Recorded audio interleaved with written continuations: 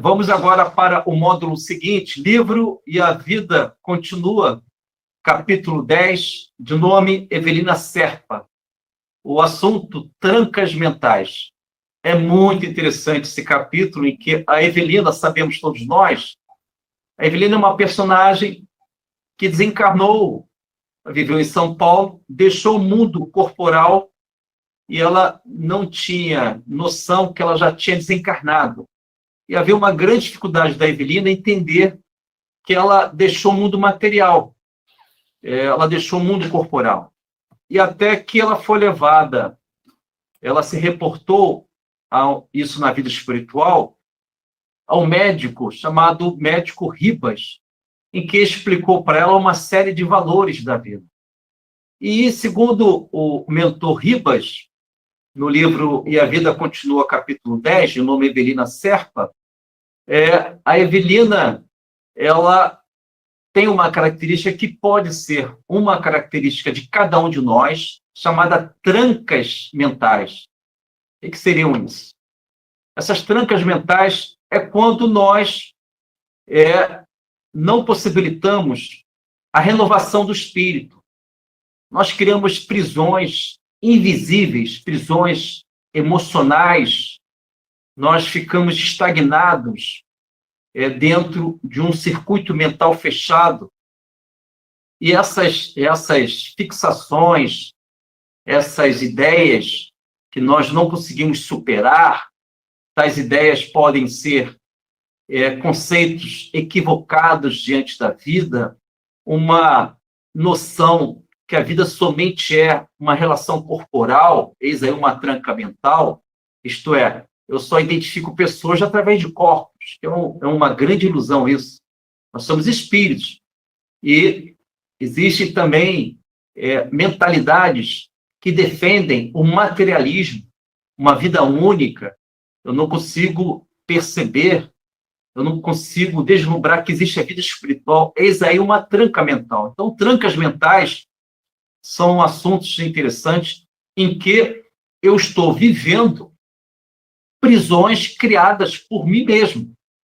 Uma vez que eu não consigo desenvolver a minha evangelização, eu não consigo desenvolver a leveza do espírito que sou, isto é, o espírito prevalece sobre a matéria. O inverso disso vai criar em mim esses limites, estas estagnações mentais, estas cristalizações mentais, isto é, irei ficar inerte, irei viver uma vida ainda uma vida voltada para o mundo transitório. Mas como eu devo entender isso? Primeiramente, que essas trancas mentais, isto é, quando eu ainda não consigo sair daquele velho padrão que eu criei em vidas passadas, tenho facetas, características que eu não consigo superar, isso vai limitar a minha visão diante da vida. Certamente, eu não irei conseguir entender a vida espiritual. Então, eu vou pedir para o Paulo ler, só para vocês terem uma ideia, que é muito interessante.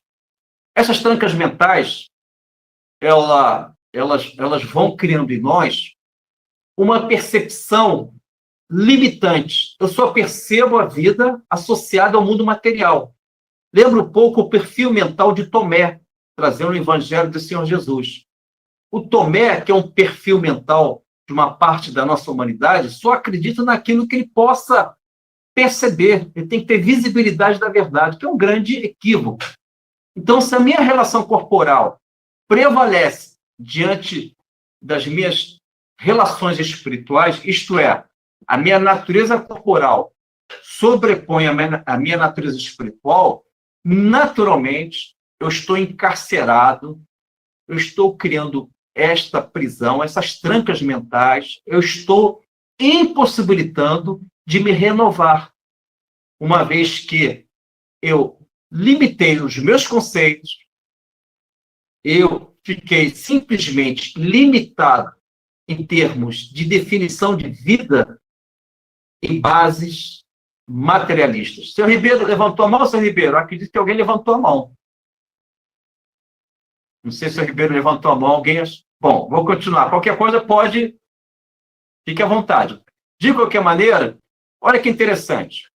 Trancas mentais. A Evelina está no mundo espiritual e ela tem uma dificuldade de entender que ela desencarnou. Um dado momento, o mentor Ribas orienta a Evelina na vida espiritual que ela deveria ter refletido, estudado profundamente a vida de Jesus. E ela só teve uma preocupação de viver o culto externo. Isto é, a religião para ela era de natureza externa. Nunca tornou os valores do Evangelho do Senhor Jesus no seu mundo interno, no seu psiquismo. Isso criou uma grande dificuldade de ela entender a vida espiritual.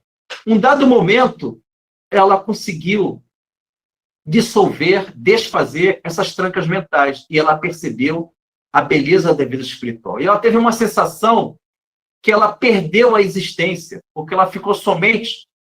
A sua sensibilidade, o seu olhar, a sua vida ficaram limitados no mundo material. Essa é uma preocupação nossa. Nós não podemos nos identificar somente com o mundo corporal. A vida encarnada deve ser vivida, é um processo educativo, mas estamos transitando por esta vida material.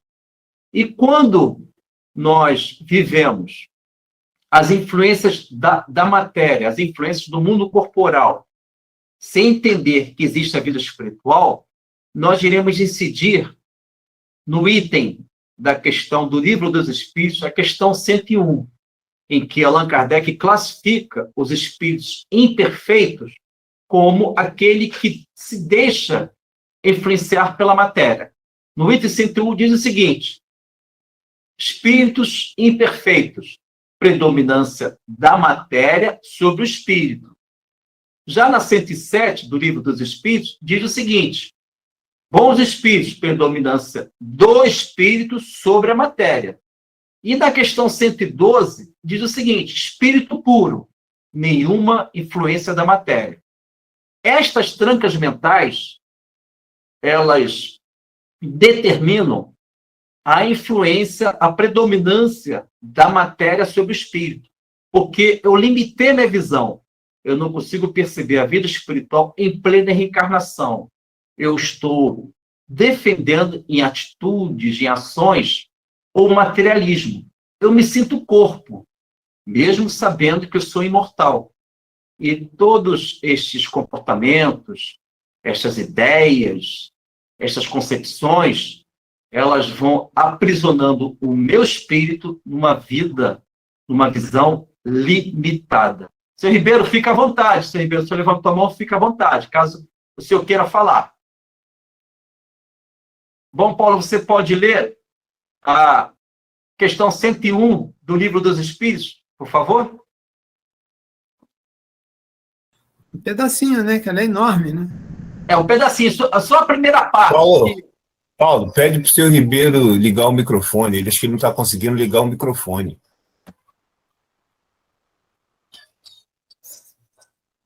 Ele deve ter esbarrado. Vamos aguardar. Questão 101, terceira ordem, espíritos imperfeitos. Predominância da matéria sobre o espírito. Propensão ao mal, ignorância, orgulho, egoísmo e todas as más paixões que os seguem. Obrigado, Paulo. Olha que interessante. O nosso querido Paulo leu esse item 101 do Livro dos Espíritos, que classifica, em linhas gerais, as características dos espíritos imperfeitos, que é o nosso caso, é a nossa humanidade. Quando eu estou vivendo a predominância, isto é, a influência da matéria sobre o meu espírito, a matéria fala mais alto, as relações corporais se destacam com mais facilidade na minha visão, na minha percepção, na minha reflexão. Naturalmente, essas trancas mentais, essas prisões mentais, elas se fortalecem, porque eu não consigo perceber a vida espiritual em plena encarnação. E uma vez que isso ocorre, eu teria dificuldade de reingressar para a pátria espiritual. Mas se eu consigo avançar em espiritualidade, eu já vou alcançar a classificação dos bons espíritos que o Paulo vai ler, que é a questão 107, que aí já inverte.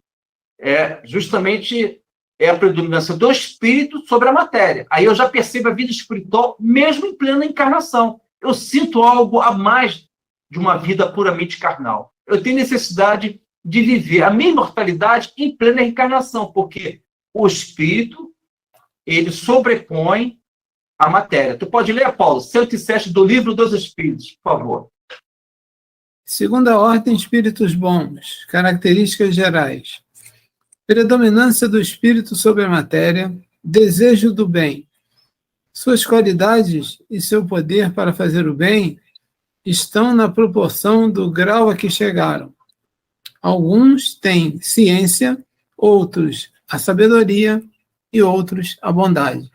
Muito obrigado, Paulo. Então, amigos, quando eu consigo desenvolver, quando eu consigo estimular a minha natureza espiritual, eu me sinto espírito, eu me sinto imortal, eu consigo superar velhos bloqueios em mim.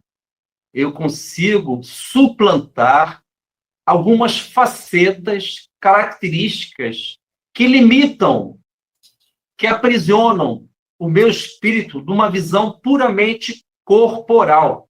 Isto é, eu não consigo sair do vale da vida, falando em termos simbólicos. Eu estou no vale da vida e eu não consigo alcançar o ápice da montanha. E existe uma situação que vale a pena meditarmos. Vejamos, amigos, o que perturba a gente não é os acontecimentos, as ocorrências da vida. O que perturbam todos nós é a forma de a gente interpretar tais ocorrências, tais fatos. Percebem a profundidade disso? Não é a dor que me perturba. Não é o sofrimento que vai atingir a minha alma. Não é a tempestade. É a forma que eu estou interpretando a dor, o sofrimento, a tempestade. Essa forma de eu encarar, de eu interpretar, de analisar estas ocorrências, que vão criar reações que podem ser reações perigosas do primeiro impulso, ou podem, naturalmente, eu reagir de forma mais moderada. Então, eu preciso me conhecer. Para isso, a minha vida deve ser norteada, primeiramente, pelo Evangelho do Senhor Jesus, o Evangelho do Mestre.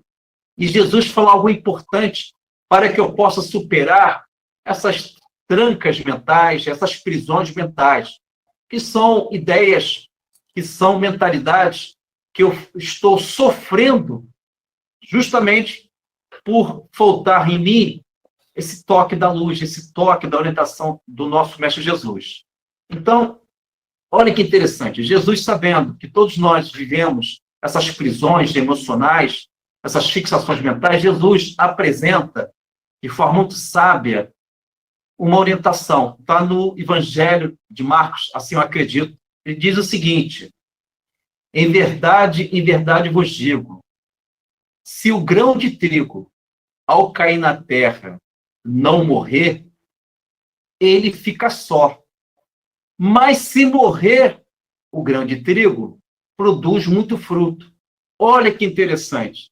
É necessário que eu possa, como uma semente de trigo que eu sou um código de vida, é necessário que eu possa morrer para os meus arrastamentos, para as minhas inclinações, para as minhas inquietudes que estão produzindo em mim essa morte espiritual em termos simbólicos.